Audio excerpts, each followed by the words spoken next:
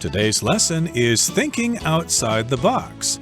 Objects repurposed as inventions.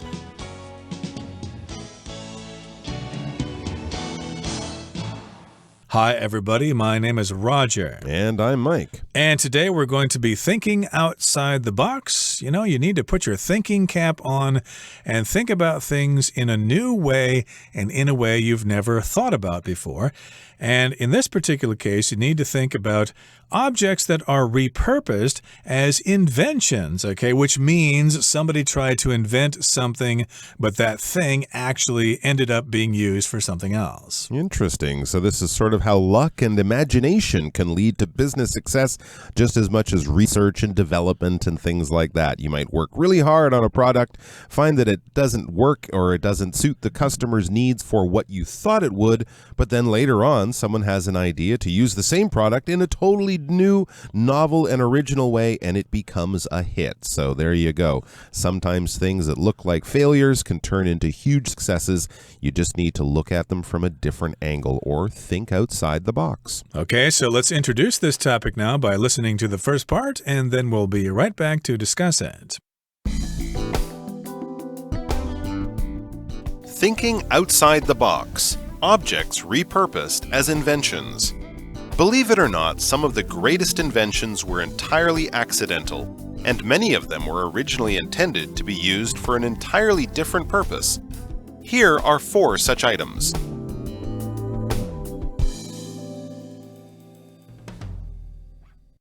Hello.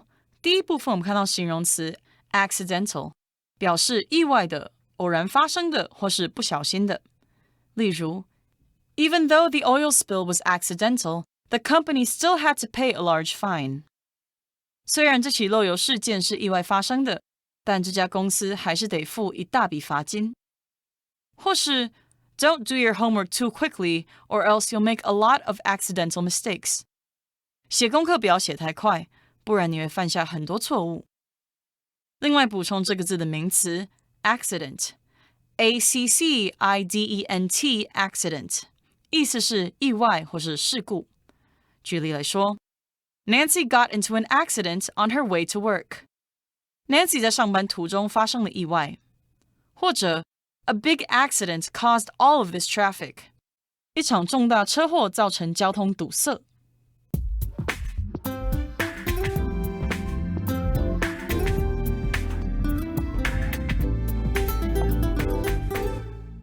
Okay, so again, the idea is to think outside the box. And if you work for a company and the boss is looking for new ideas for a new product or a new marketing strategy or something like that, well, the boss might ask you to think outside the box. You know, think about things from a new perspective. Don't think about things in the way you've always thought about before because, my goodness, you just can't come up with any new ideas. You need to think outside the box. Imagine that you're not in this situation and that you're outside. Look at it from different angles. And that is involved when you try to repurpose objects. So if you repurpose something, you take something and you use it for another purpose that is different from the original purpose. Some examples of that might be you take bricks that are usually used to build houses and you use them to make a bookshelf or something like that. Absolutely. You might have been to a restaurant where instead of having chairs, they've taken the metal barrels that the beer came in back in the day and they've turned those into stools or something like that. They're repurposing things, using them in a creative, novel, original new way, not turning them into garbage, but sort of, instead of recycling them, reusing them for a new object in a new way. They're repurposing these inventions. Okay, and an invention, of course, is something that somebody creates, and it can help our lives, like the telephone, of course, was a great invention, etc., etc. Now, here in the first paragraph, it says, believe it or not, some of the greatest inventions were entirely accidental. And many of them were originally intended to be used for an entirely different purpose. Here are 4 such items, which we'll get to in just a second. So this is the introduction, and you may not have thought about this before. So yeah, you might believe it or you might not believe it, but here's what we're saying. Some of the greatest inventions were entirely accidental. If something's accidental, it was not intended to happen. It happened by chance. It was unintentional, and it was unexpected. That's right. It was very surprising and unplanned. So let's look at these 4 items, or at least the first 2 of them in today's article. What do we start off with? The slinky. Well, let's find out by listening to the second part of our article all about the slinky. The slinky. The slinky was conceived of when engineer Richard James accidentally knocked a spring off a high shelf and watched as it stepped down in a series of arcs onto a pile of books, a table, and then the floor, where it coiled back into its original shape. This observation led James to develop the walking steel spring, now known as a slinky. The little toy proved to be a global hit, with more than 300 million units having been sold to date. In 1985, one even featured in a zero-gravity demonstration aboard the Space Shuttle Discovery.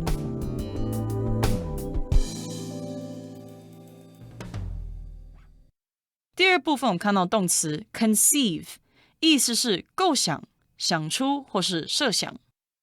例如 Einstein conceived of the idea that matter could be equated to energy. 爱因斯坦想出了物质可以与能量相等的这个看法。或是 This invention was conceived by a college professor. 这项发明是由一个大学教授想出来的。另外，这个字也有怀孕的意思。我们可以说 The married couple has been trying to conceive for years. 那对已婚夫妻多年来一直试着要怀孕。或者Though he was born in Canada, Derek's parents conceived him in Taiwan. 虽然 Derek 在加拿大出生，但他父母是在台湾怀了他。接下来我们看到单字 series， 这个字是名词，指一连串或是一系列。举例来说 One of my favorite television series is the show Friends. 六人行是我最喜欢的影集之一。也可以说I love the Harry Potter novels and have read every book in the series. 我很喜欢哈利波特的小说，而且我已经看过了这系列中的每本书。另外，补充含有这个字的片语 a series of a 空格 series 空格 of a series of 表示一连串的或是一系列的。像是 There were a series of lightning strikes during the violent storm. 强烈暴风雨来袭期间，接连出现了好几次闪电。或者 A series of short stories by the author were published in a magazine. 这位作者的一系列短篇故事被刊载在杂志上。最后我们看到名词 shuttle， 指太空梭，往返两地之间的车辆或是航班。举例来说 When the space shuttle left Earth without any problems, people cheered. 当太空梭成功离开地球，人们都欢呼了起来。或是 There is a shuttle that runs from the hotel to the amusement park. 有从饭店到游乐园的接驳巴士。另外，这个字也可以当作动词使用，表示往返运送或是往返穿梭。我们可以说 For a year, Branford shuttled between offices in Tokyo and Jakarta. Branford 在东京和雅加达的办公室间往返1年。或是 Jonah shuttles his kids to all their after-school activities. Jonah 来回接送他孩子们的课后活动。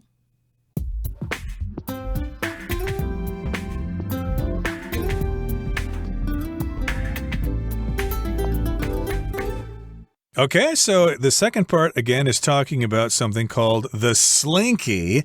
And indeed, that is a toy that children played with. And I think I remember the old commercials for that. It's slinky, it's fun for a girl and a boy.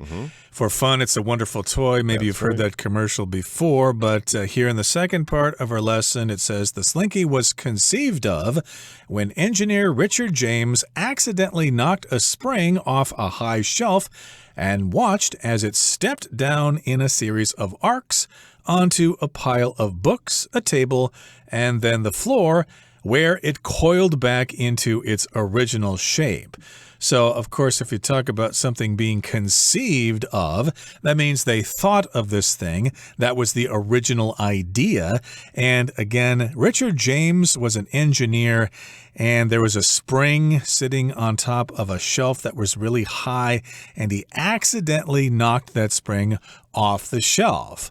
And of course, he watched it as it did various things. It sort of stepped down in a series of arcs onto a pile of books, a table, and then the floor. So if something steps down, of course, it goes downstairs, and that's what a slinky does. It moves from a higher position and kind of stretches out to the lower position, and then the back part of it catches up, and then it launches again onto the next lower position. So that's what stepping down is, and in this particular case, it was a series of arcs. Now, a series of something is 2 or 3 more things, one after the other, a series of arcs. So 1, 2, 3, 4.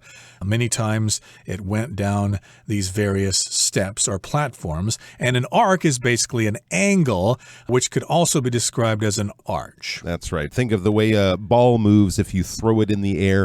It kind of goes up, reaches a highest point, and then comes back down, sort of like the top half of a circle. That was this series of arcs, kind of like steps, as this spring sort of walked down this pile of books, lower down to a table, then down to the floor. And then once it reached the floor, it basically stopped where it landed, and it coiled back into its original shape. So it was sort of moving in this arc-like motion, and then once it got back to the bottom, it coiled back into its original shape. Why did we say it coiled back? Because it's a spring. It's sort of a twisted circle of metal. When we think of a snake lying on the ground, we might think of it coiled on the ground, or a big rope. If you've seen a rope sitting on the deck of a boat or something like that, you don't just throw it down in a pile. You put it in a nice circular shape.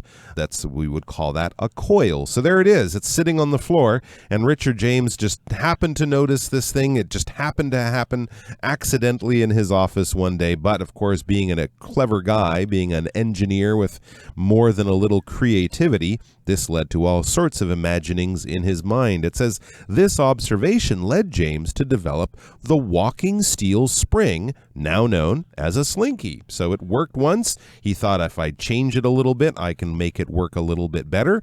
And I think this will be something people will be interested in. He had a lot of observations at that point, and those observations led to creativity. An observation is basically something you see. It happens in front of you, you witness it, and probably there's a thought process going on. You're not just watching it, you're watching it and thinking about it at the same time. You're noticing things, you're getting ideas, you're maybe developing a simple plan in your mind already at that time. So it's like watching and thinking and trying to learn and make decisions for the future when you're engaged in observation of something. And so was the idea a hit, Roger?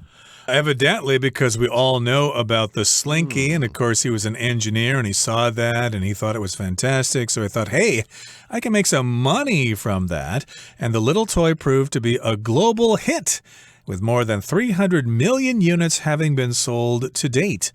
So indeed, toy. Yes, very popular indeed. And of course, I do remember having this when I was a kid. I don't think I actually had one. I think the neighbor kid had one, and we used to go over there to play with it at his house.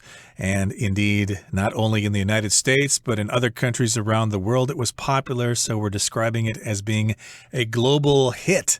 If something's a hit, it is very, very popular. It could be anything. Most often it's used to describe a song, like a hit song. You know, that song Betty Davis Eyes was a big hit back in the early 80s. It was very popular. Lots of people listened to it. It was a hit. But in this particular case, this toy was a big hit. It was very popular. And I have seen them in Taiwan, although I don't think they're actually the slinky. I think they're like a copy of it. So you might have to add those copied products, the copied toys, to the 300 million units that the original slinky has sold to date. When we say to date, it basically means up until now, up until the year 2022 or something something like that. And yeah, 300 million Slinkies in 60 or 70 years. I would say that is definitely a hit.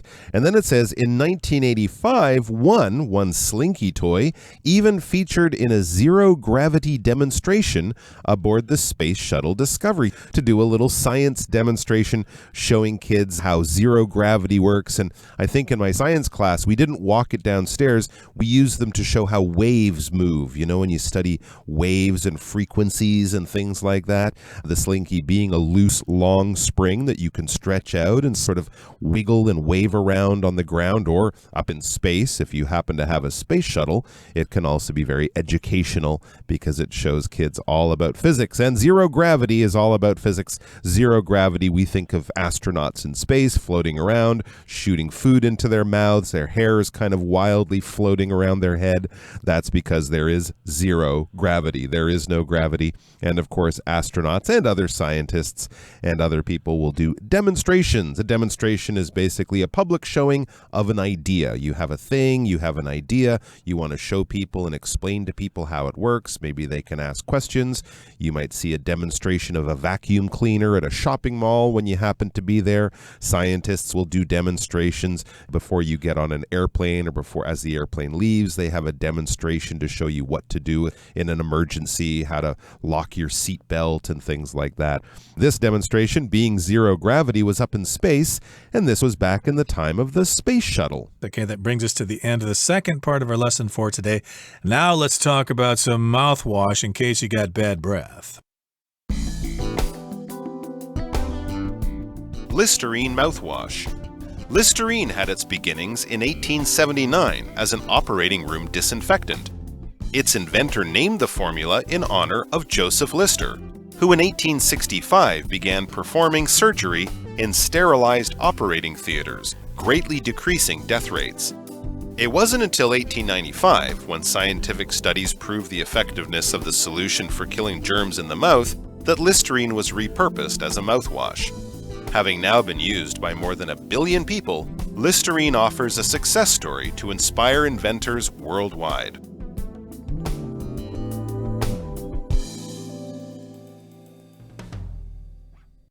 Okay, so the next item we're going to talk about that was repurposed or was kind of discovered by accident, and that is Listerine mouthwash, which I think is available here in Taiwan.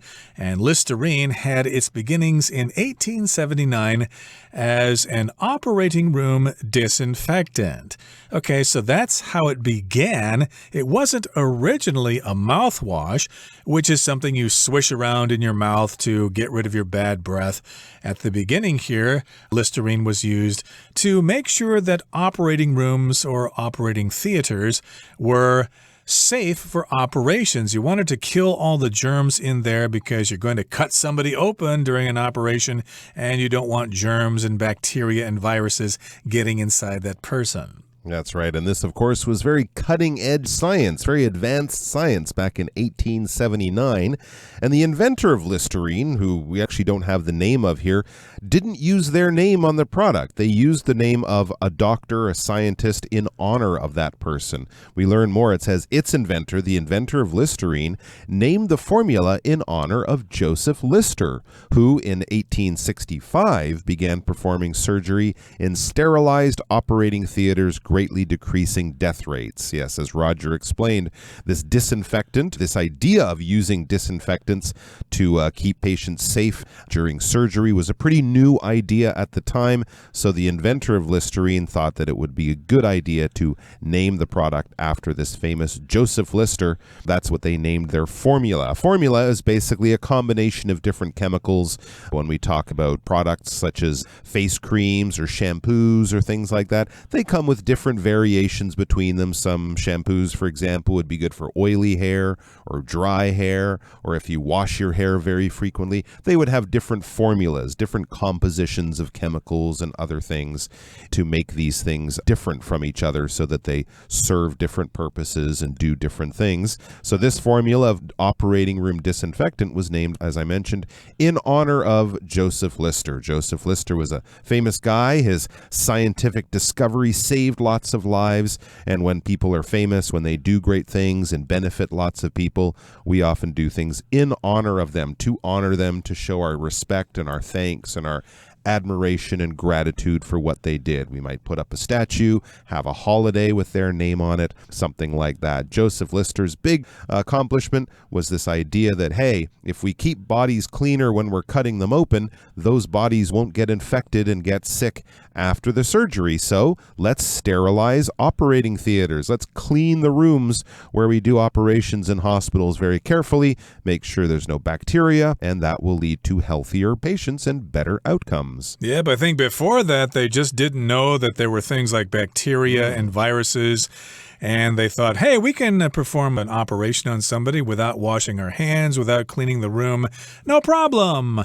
But eventually they realized that, hey, we can't do that. Of course, we've got these very small things that can cause problems. We need to rub this chemical or spray the chemical around to kill all the bacteria and the viruses and stuff like that so that the patients don't die from those things. And it wasn't until 1895 when scientific studies proved the effectiveness of the solution for killing germs in the mouth that Listerine was repurposed as a mouthwash. So this sentence basically says it wasn't until 1895 that Listerine was repurposed as a mouthwash. So they were using it for other things before the year 1895, and we had to wait quite some time there, a couple of decades there, and then they finally realized that, hey, we can conduct some scientific studies, and that will prove that this particular solution, this formula, this Listerine, can actually kill germs in your mouth. Of course, we've got lots of germs in our mouth, which, of course, includes bacteria and viruses and things like that. Those are all germs, and we can kill those things so we don't get sick from them. And best of all, we won't have really bad breath if we're trying to impress that pretty secretary down the hall. So you definitely don't want to have bad breath in that kind of social situation. So they took this product that, again, was originally designed to clean operating rooms, and somehow, I'd love to meet the salesperson who did this. Somehow they convinced people, oh, you can also put it in your mouth in the morning after you brush your teeth, and you can have clean breath all day. I think, personally, myself, I would say, wait, that stuff I was using to clean the floor, I can now drink and put in my mouth? Weird, yeah. This is kind of strange, but apparently it worked. And people had no problem with that. I imagine they changed the flavor a little bit, maybe made it a little less strong tasting or something like that, but it's worked. As we read in the final sentence of our article, having now been used by more than 1 billion people, that's a lot, Listerine offers a success story to inspire inventors worldwide, and I'm sure it also inspired many other countries to come out with their own brand of mouthwash, right? Because now there are many choices, but Listerine was the first. It's sold worldwide, just meaning all around the world, and of course it originally started as something totally different. Indeed, and there you have it, some examples of repurposing things and using them for other purposes. Okay, that brings us to the end of our explanation for today. Let's listen now to Henny.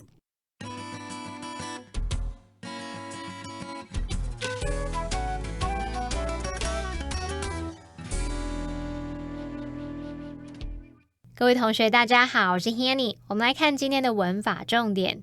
课文第3部分有一个句子写到 It wasn't until 1895 when scientific studies proved the effectiveness of the solution for killing germs in the mouth that Listerine was repurposed as a mouthwash. 这边有2个重点。我们首先看到句子里面有一个关系子句 when scientific studies proved ... in the mouth。 那我们看到这个关系子句前后有用逗号隔开，这表示它的功能是用来补充说明。这个 when 当关系副词的时候，就相当于介系词加上 which， 可以引导关系子句来修饰或是补充说明表示时间的先行词。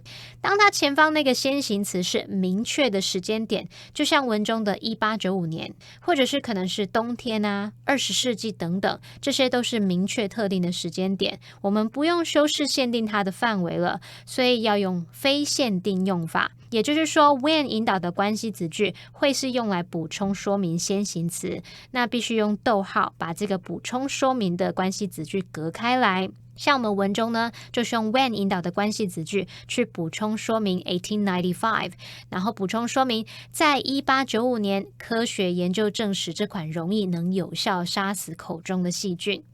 好，那现在我们知道那个关系子句是补充说明嘛，我们先把它遮住不看咯，那句子就会剩下 It wasn't until 1895 that Listerine was repurposed as a mouthwash. 直到1895年，李施德林才改作为漱口水用。好，那这里要介绍的是 It wasn't until ... that ... 在看这个句型之前啊，我们要先复习2个重点。第一个就是分列句的句型 It is ... that ... 或者是 It was ... that ... 这是用来强调句中的某部分。那用法是将你原本句子里面要强调的部分摆在 It is 和 that 之间，或是 It was 和 that 之间，然后把原本句子里面剩下的字词摆到 that 之后，那句型会是It is 或是 It was 加强调的部分加 that 再加句子的其他部分。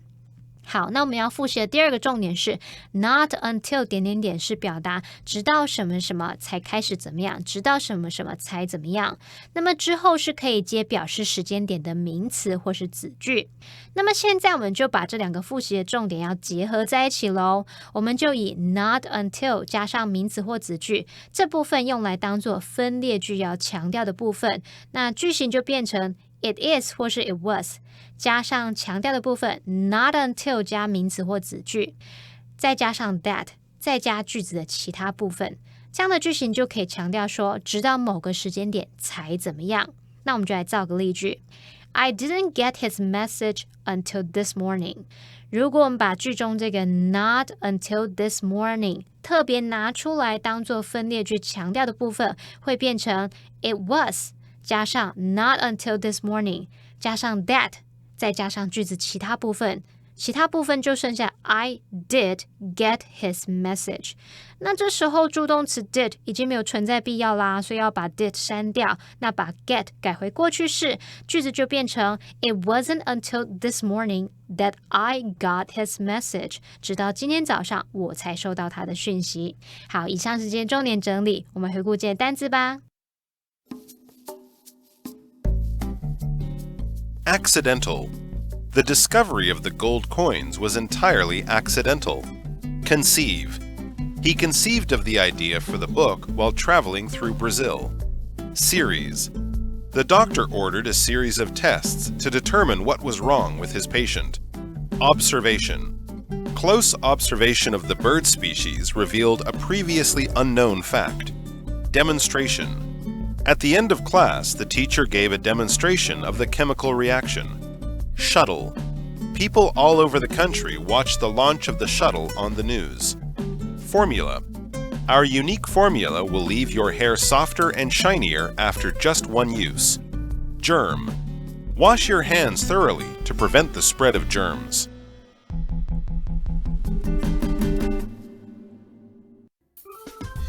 Well, that brings us to the end of another edition of our program, and please make sure you join us again next time.